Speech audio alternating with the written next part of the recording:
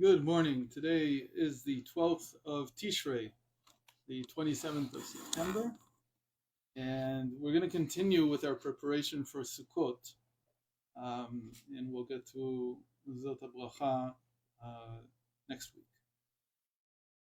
We spoke yesterday about the unity that is building up through the month of Tishrei, from Rosh Hashanah to Yom Kippur, and now to Sukkot, and we said that on Sukkot the sages almost begin the tractate of Sukkah, the tractate in the Talmud that deals with Sukkot, with the saying that all of the Jewish people are worthy of sitting under a single sukkah. To indicate one of the great principles of unity, that we can share a single sukkah, all of us together, and all take part in it together. What I want to talk about today is the unity that comes out of the four species of plants that we take together, that we also bind together, we tie them together, and even the one that's not tied together, the citron, the etrog, we bring it together with the other three. So we want to look at the unity that each one of them itself represents, even beyond the unity of taking them together, of binding them together. So let's begin with the verse that the Torah discusses, where it tells us about the four species, and we find this in Leviticus 23:40. I'm taking one of the translations. There's many translations of how to say these. And you shall take on the first day the fruit of splendid trees, or beautiful trees, branches of palm trees, and boughs of leafy trees, and willows of the brook. And you shall rejoice before Havaya your God for 7 days. So we know that each one of these is associated, and the Talmud discusses about how the identification works, but clearly this is after the fact, meaning it was very clear for many generations before the Talmud exactly what these four species were. The fruit of the beautiful tree is the etrog, the citron. The branches of a palm tree is the central branch of a palm tree, which is still where all the leaves are still tied together, as it were. They're all connected, and they haven't branched out yet in the way the palm trees' leaves branch out eventually. The boughs of leafy trees are the hadas, or what we call in English the myrtle, and the willows of the brook are just willows. We all know willows, very simple, very common, not even normally really a tree, although it looks a lot more like a bush than a tree, but it can get to the size of a tree also. Okay, so let's look at each one of them, not exactly in the order that the Torah says them. We're going to take a little bit of a different order. We're going to start with the myrtle branches. The halacha about the myrtle branches that all three leaves along the stem, so the stem contains what are called nests out of which come three leaves out of each nest. Now, the nests are such that they are spaced in such a way that the leaves can cover the stem totally if you scrunch them up against the stem. They'll completely cover the stem. But the point is that there's three coming out of the same spot on the stem. And this idea that you have a common source, a common root, is one of the notions of unity. One of the things that keeps the Jewish people together is that in the end we know that we all come from the same source, and it's not by mistake that the myrtle has three leaves coming out of each stem, because we can understand that these three leaves symbolize the three patriarchs, Abraham, Isaac, and Jacob. And so there's this simple idea that we all came from the same source. Our fathers are all the same, Abraham, Isaac, and Jacob. Now someone would come and say, but I'm a convert, I wasn't born Jewish. It doesn't matter, because a convert says when he is called to the Torah, or a woman when she's prayed for, or whatever, you say the name of the person, son of Abraham, son of Sarah. Because once a person converts into Judaism, he's joined the family. And now his fathers, and that's why he prays like everyone else. He says in the first blessing of the Amidah, of the silent prayer, he says, Elokei Avraham, Elokei Yitzchak, Elokei Yaakov, the God of Abraham, Isaac, and Jacob, Magen Avot, who protects our fathers, who protects our fathers. It's his fathers also. They become his fathers. So this is the first thing to look at. The myrtle leaves themselves are said to resemble eyes.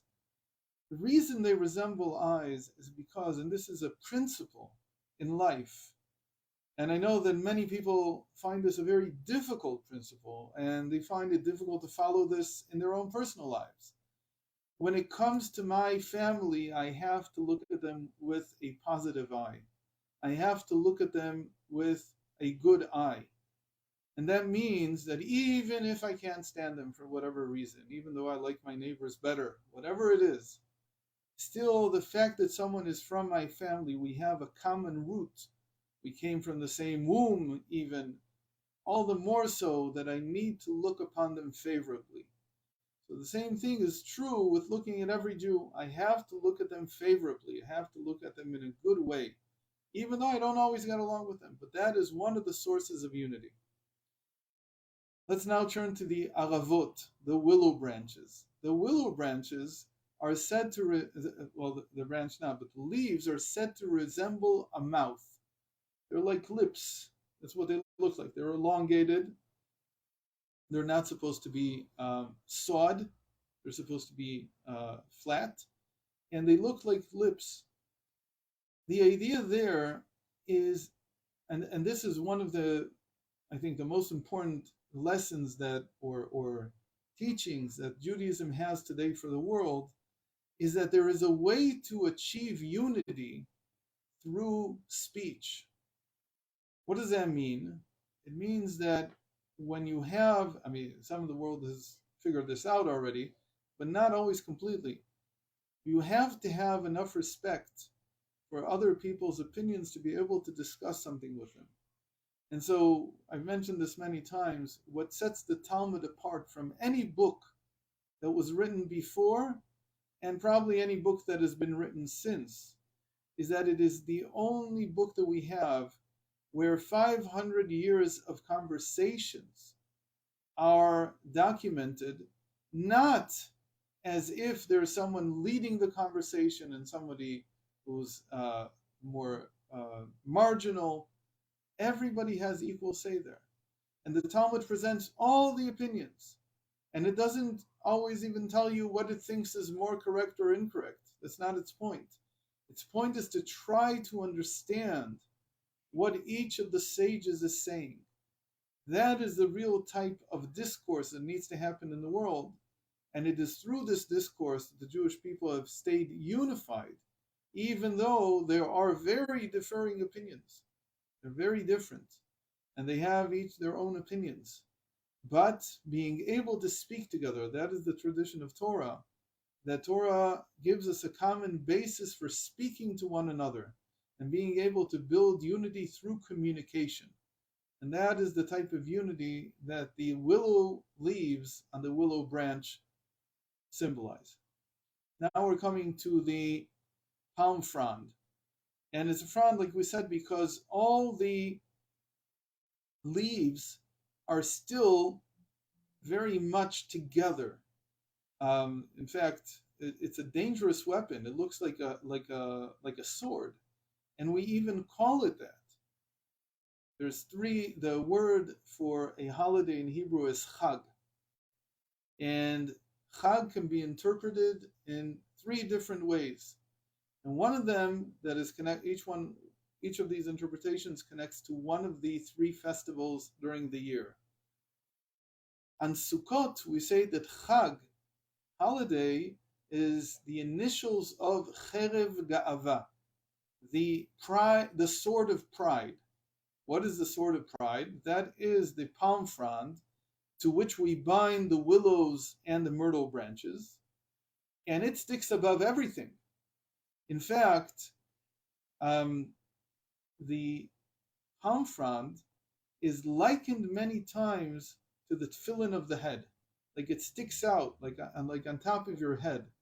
Not only does it stick out, but there's actually a custom from Rabbi Isaac Luria that when you take the four species together and you make a blessing on them, and you usually make it in the beginning of the day inside your sukkah, when you raise them up, when you shake them in the up direction, they are meant to poke through the covering, the thatched roof of the booth, of the sukkah.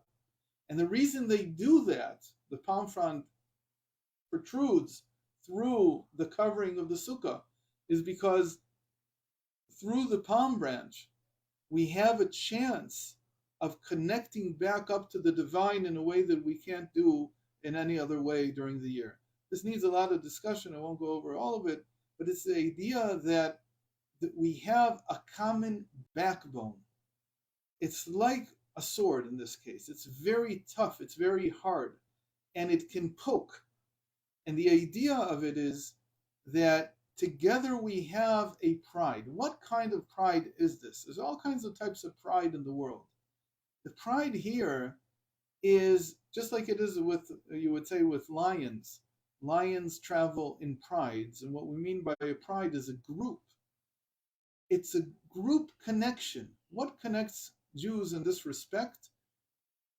It's almost like saying it's the type of connection that two people that are in love feel that makes them distinct from the rest of the world.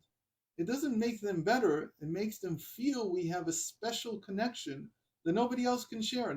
We can't even tell anyone about it. It's something so intimate, so private. That same idea, that backbone, is what unites the Jewish people, that we all have an intimate connection with God.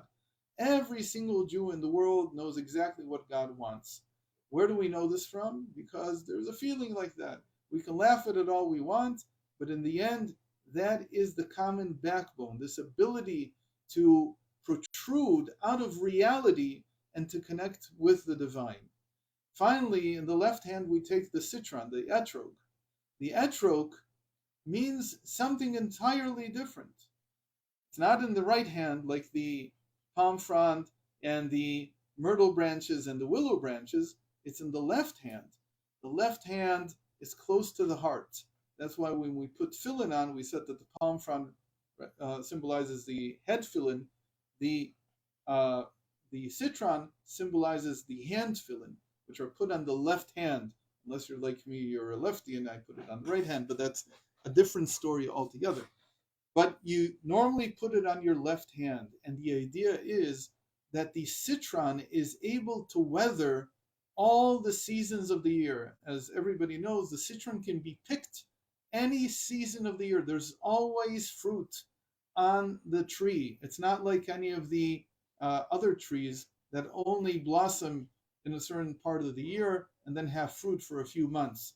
The citron has fruit all year long.